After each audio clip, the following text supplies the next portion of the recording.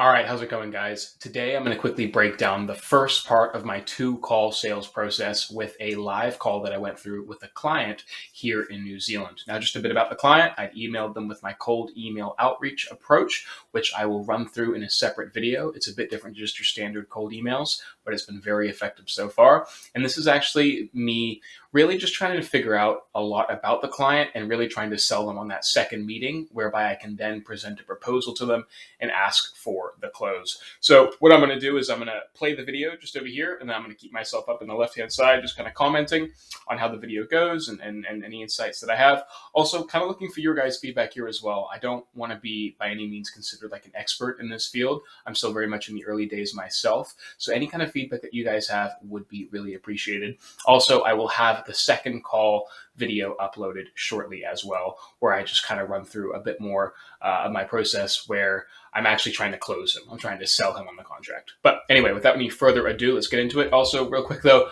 my name's Gavin. I run an email marketing agency, email and SMS marketing agency based out of New Zealand. We are called inbox.co.nz. That's our website, but we are called Inbox. If you need help with your email marketing, I'm your guy. Let me know. Shoot me a message. I'd love to work with you. Anyway, let's jump into it, guys. So you can see me just up there. Let's go. You hear me? Yeah, there we go. How you doing, man? Yeah, good, thank you. How are you? Yeah, not too bad. Did you have a good break? Yeah, it's been nice. It's a bit of a shock trying to get back into it, but it's all right. Yeah, it can always be kind of dry. Whereabouts are you based? I, Oh, okay. I was supposed to be down there, actually. I just omitted that bit. I've muted some sections just to, ensure confidentiality. all right. I do stand-up comedy as well.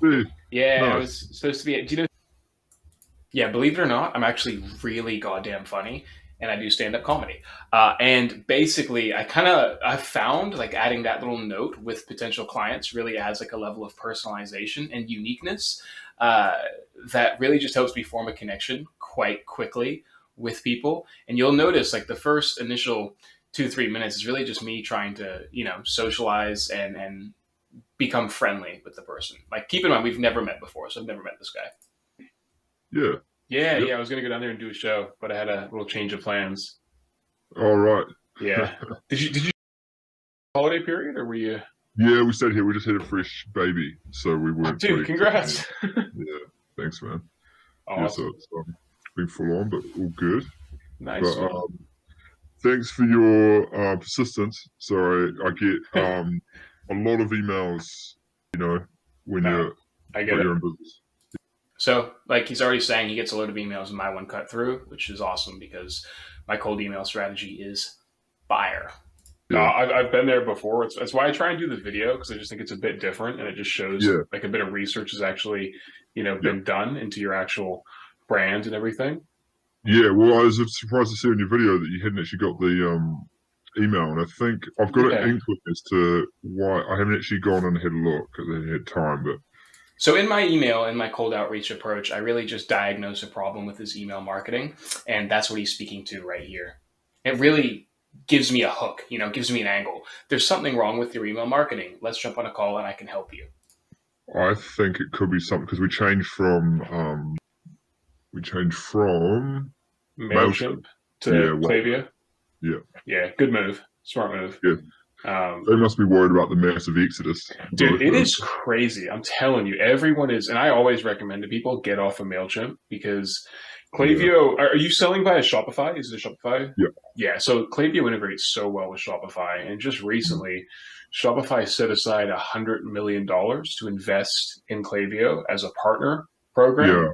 So the functionality is just going to get so much better and more robust. So nice work on moving it over there. Hey, just so you know, I'm recording this video just so I can go back to it at some point and then potentially even flag some stuff with you as well. But kind of what I wanted to do with this meeting is really just kind of get a better feel for kind of what you're doing, what your approach to email is, and then just kind of give you an opportunity to learn a little bit more about what I do. So I can start off with what I do. I run an email marketing agency based out of Auckland. We specialize in email and SMS marketing as well for direct-to-consumer brands as well as B2B companies within New Zealand and Australia. The reason we do both those things, now typically if he was just a direct-to-consumer brand, I'd say we specialize in direct-to-consumer, but I know he sells B2B as well as direct-to-consumer, so I really just wanted to mention that in this initial stage here. Nothing's too small, nothing's really too big for us. We can kind of go pretty broad. We just tailor our strategies accordingly. And then I came across your store and I was like, oh, pretty perfect fit. And so I go through like a qualifying process where I, like, as you can see, join the newsletter to see kind of what you're doing. And then a lot of the times, like, there's nothing that needs to be done. So I'm just like, all right, cool, leave it. But yeah, just the fact that I hadn't received an email from you guys kind of set off some bells for me. But give me a run through of kind of, I guess, just give me a run through of your business and then lead that into your approach to email. Really. So here I just want him to go as in depth as he can with his business, without getting, talking about aspects that don't really relate to me. But I also want to figure out what he's doing to email marketing. And I want him to explain everything that he's done with email marketing. And hopefully throughout that explanation process, he'll highlight some pain points that I can speak to with my agency. So if he's like, yeah, we're doing email marketing, but we were hitting the spam filters, it just wasn't working for us. That's a pain point, and that's something I can use to leverage in my next call and potentially in this call to get him on to the next call, whereby I ask him, whereby I try and close him. Really. Okay, so the business is it's basically just started by my wife and I, and it's pretty much just us working on it, or it's pretty much just me working on it. It's my and I also have another job, so yeah. So right there, he says he has another job, and it's just him and his wife working on it. So I know that time is going to be an issue for him. Like you never have a surplus of time if you're working a full-time job and running a business. It's just not realistic. So I know that one of the selling points that I can kind of offer him is time saving. Yeah. So that's quite small. We have one contractor based in the UK. Mm-hmm. All our production is currently done in the UK. So we supply kind of all of the world, but ended up that we sell most of our product in New Zealand because this is where we are. So it just ended up selling most here. Most of it is B2B.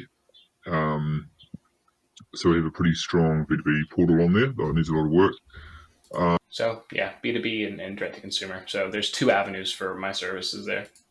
So with Klaviyo email marketing, so we made that change, when was it? Earlier last year, and we actually got some funding by regional business partners and got a 50-50 funding and got an agency to do it. It was... So here he starts talking about an agency that he's worked with in the past, and unfortunately you'll see, I don't really drill in enough to figure out what his experience is like with his previous agency, because the fact that he's not working with the agency anymore says to me that there's been some issues, right? Either they were too expensive, they weren't good, they weren't fast enough. Those are things that I can jump in on and be like, oh, well, if speed was an issue with the other agency that you were working with, we pride ourselves in delivering things quite quickly, which we do, right? Like we have quick turnaround times, and I can speak to that. I can say, we ensure 1 week turnarounds for all flows. All campaigns can really get done in about 2 days. So if speed's an issue, absolutely. But also to figure out like what his expectations are, right? If he was like, yeah, they couldn't finish up, 6 flows, and for email talk, that's automations. They couldn't finish up 6 flows in 2 weeks. I need to be aware that that's what his expectation is, and I need to manage that expectation. Right? Because if that's the case, he's got an unfair idea of what the other agency was capable of and what's actually possible in our field. And so, for me to have an understanding of his expectations with the other agency is going to help me kind of frame my conversation down the line. So, as you can see, I'm gathering as much information as I can. Oh my God, I forgot the name of the company actually. They also run the Thrive with Shopify course, which we also did. Oh, yeah. So nice. I did a little bit on there as well. So I've since learned quite a bit about email marketing. Mm-hmm. So I have it set up. We have flows. They could do with a lot of work, but I'm so stretched for time. And so there it is. Time's an issue. He has flows, so I know that he's got some work that can be done, that can be improved. Also, time is an issue. So boom, that's going to be a selling point for me. I'm just wondering why. So it's kind of our main thing of marketing. We hardly got any time for social media. I've just started doing the Google. I've just got brand protection and another. I can't remember what it's called. The new sort of smart campaign set up. It's the new version. I can't remember what it's called. Yeah, now. I'm vaguely aware of it. Yeah, I know the one. Yeah. So we've just started doing a little bit of Google and email marketing. That's pretty much it. So this is an important thing. He's only doing email marketing. He's only doing Google. I need to make sure that he's aware that we're not going to, like, a lot of the times you'll get people who come in and they're like, we're only doing email marketing, or we only need email marketing and that's going to save our business. I need to make sure that he's aware that we are a component in a successful business, right? Like we'll fit in to help his overall business grow, but we're not going to solve any problems in terms of, putting his business back into profit or anything like that. We're going to add gasoline to the fire. We're not going to start the fire. That is the successful business. And I talk about that later on. Cool. So we need to probably utilize it more because we're paying quite a bit each month. The flows should be working out, and I'm just wondering why they aren't, which is a worry. What I can do is I'm happy after this call, happy to just jump into your account and take a look at things, and that's free of charge. But a few more questions as well then. So do you use email marketing as direct to consumer communications, or is it more for the B2B side of things? We've got it set up, different lists. Okay. We use them for both. Cool. And it's, so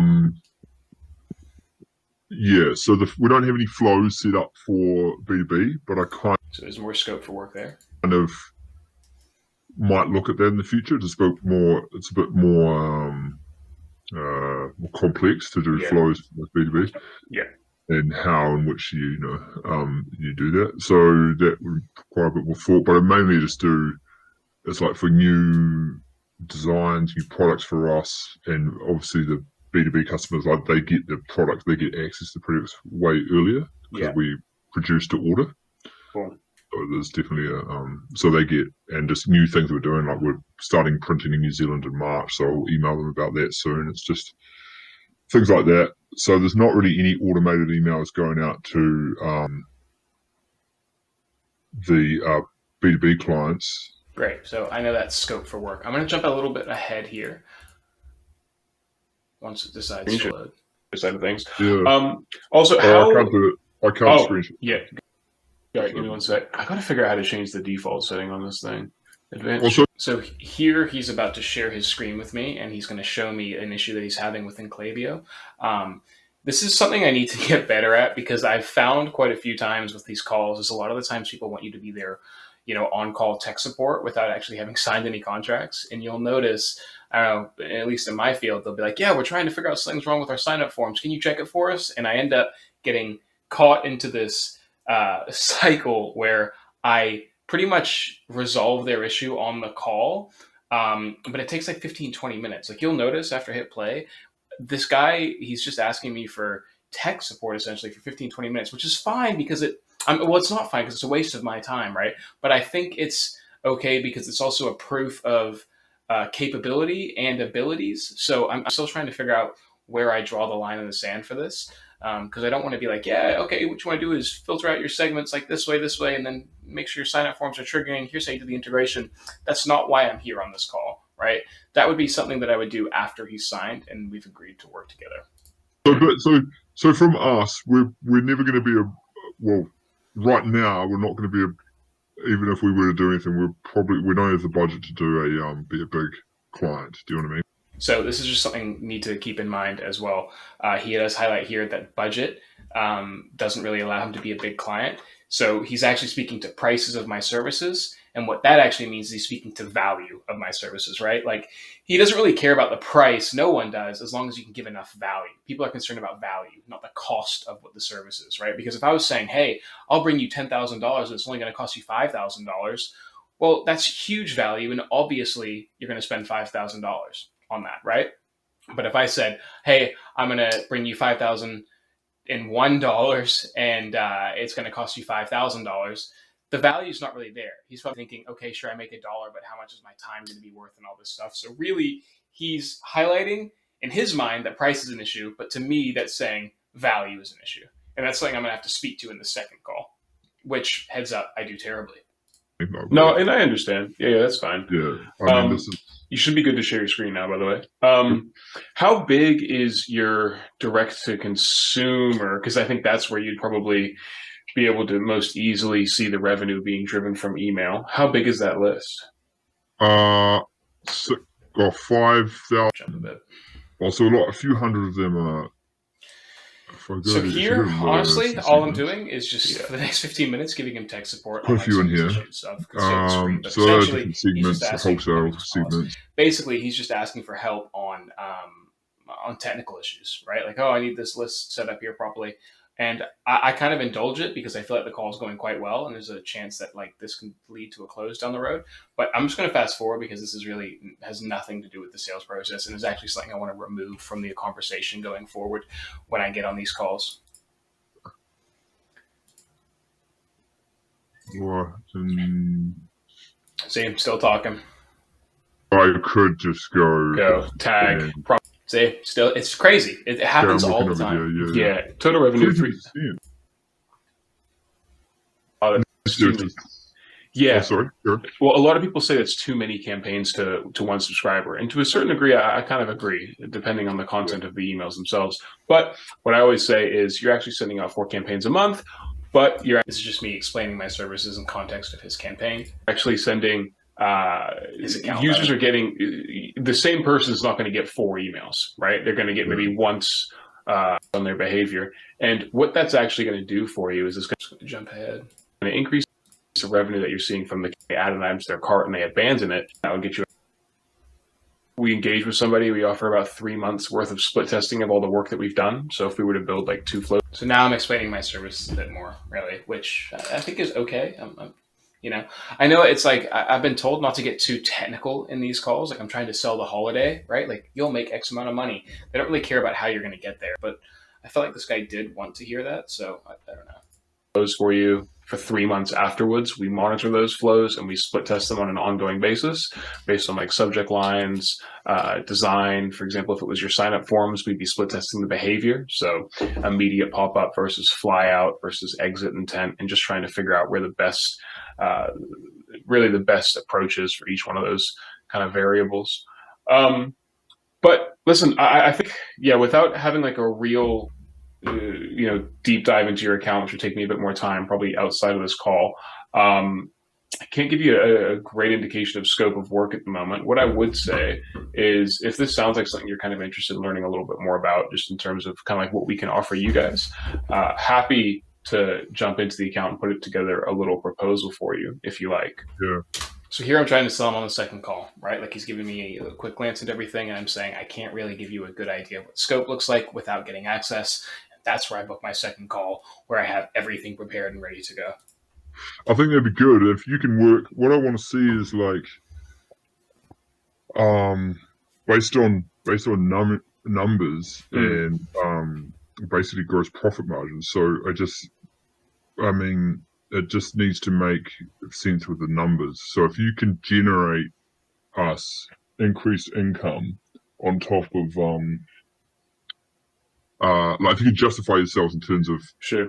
within our gross profit margin, like if you're making the money and paying for yourself and creating some fit, Totally. Yeah, totally. then it's a no-brainer. It makes complete sense. For sure. But if that's not, because we're kind of, So here he's once again speaking to value. He's really saying if you can drive enough value, then we're fine. we're past that stage of, building the Mhm. brand, kind of thing, you know what I mean? Yeah, But we're no, I still hear you. very small. That's why I wonder if you're even interested in doing this, because revenue at the moment is like 100 and, well, I think the last time I looked up, it's about 130,000 for this financial year, which is pretty big growth, massive growth at the moment on any other previous year. Yeah, Profit is not fantastic I hear you. because, we're spending on all these little things here and there. Yeah, well, what I always say is, like, there's 2 approaches, right? There's your campaigns and your flows, and flows is one of those things where you build out the foundations really well, and it looks like you guys have some stuff that's working for you very well. So probably what I would be looking at is more opportunities to expand your flows, and what that always kind of involves is a bit more of an upfront cost, but then it just works for you in the back end. It just ticks over. So obviously, as you can see in your performance dashboard, you're generating 22% additional revenue with literally no additional work, right? There was all that additional work on the front end that you guys did, but now that's just working for you and you can focus on your other things. So that's the flow side of stuff, where we can probably come in, look for more opportunities for automations, build those out, optimize the existing ones. Then there's campaigns, which is more ongoing, right? Like it's a campaign a week, campaign a month even, and we can shrink and grow that according to kind of like what you're really after in terms of investment on that front. But campaigns are something that's a bit more hands-on on an ongoing basis. So, it's reoccurring work. But what I would say as well, just to see if I can actually make this worthwhile for you, and I totally understand if you want to keep this confidential, but what is your profit margin I guess on like an average goods sold, just to kind of so I can calculate the ROI that you guys would need. Direct to consumer, it's pretty good. It's like 80. I'm just going to jump ahead a little bit here, but really he's just talking about I need to figure this out to make sure I can actually hit a proper value proposition for him. And that I use like a ROAS calculator for that. Jump ahead a little bit. Yeah, sweet. So 75 to so now we're back into the tech support side of this call. You position, right? Whereas as email marketers, cool. So what I'll say is, if you could give me analyst privileges. So now I'm just setting everything up for the next call, and that means I can't touch anything in your account. I can, and totally. I mean, we're kind of in a lucky position, right? Whereas as email marketers, I mean, there is brand awareness, but we're not really coming up with the branding. We're just kind of taking what you already have and then building that into emails. And we have a team of graphic designers that we kind of use for all that. But yeah, listen, I totally hear you. I think it's interesting, right? Because in the agency space, you have two value adds, or like a combination of both. It's either we're saving you time or we're making you money. I think with what we do is we kind of do both, right? We put some more time on your plate, just kind of freeing up some of those resources, and we manage the email process, and we also generate you revenue from it as well.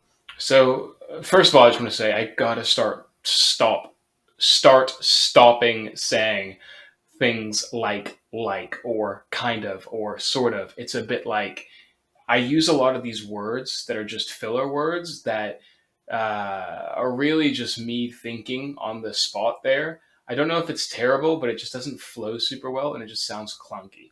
Secondly, here I'm highlighting the two value propositions that we can have, which speak to two of his main pain points, right? Time and value, making money in this case. He said to me, he's short on time. As an agency, we can come in and give him more time. Also, he says he wants to make sure he can make enough money. As an agency, we can come in and make him more money. We can do both those things. I think service providers really do two of those, one or two or both of those things more often than not. For example, service provider will save you time, or they'll make you money, or a combination of both. And like I just said there, as email marketers, we do both.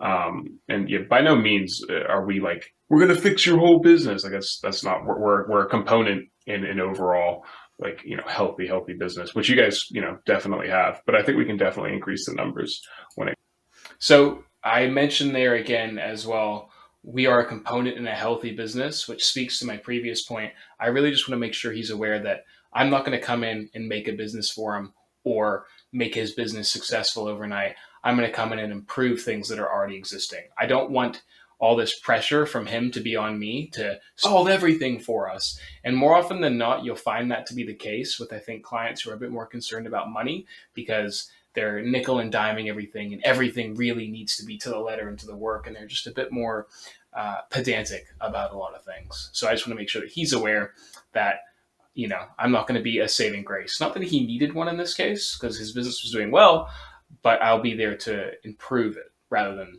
save it.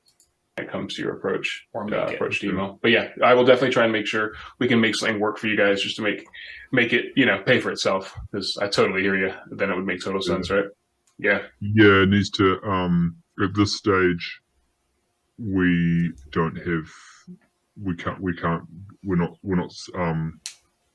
we need to be making profit basically. Yeah, no, I hear you. Easy, mate. Well, hey, what is your availability looking like for the rest of the week? Because I'd love to just book in another meeting, just kind of run through that proposal. This is one thing I've learned to do a lot of is actually book the second meeting while you're in the first. Don't let them get off the call until that second meeting has been booked, because you'll find a lot of the times they'll be like, yeah, just find some time in my calendar. And then you send an invite and they propose a new time, which is 2 days later.